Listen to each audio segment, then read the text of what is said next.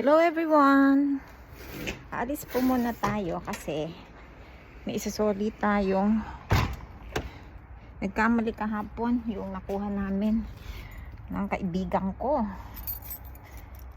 Pinareserve niya ngayon. Pinareserve niya.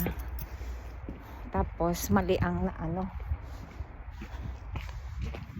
in-order niya pala. Tapos nung na-open niya, hindi ko kasi in-open kasi hindi naman sa akin. Inutusan lang ako ngayon.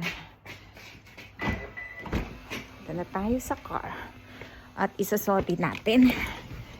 Tinawag ko na po kahapon. Ngayon, balik na naman tayo doon. Ay, nako! Samahan niyo po ko. Come, let's go.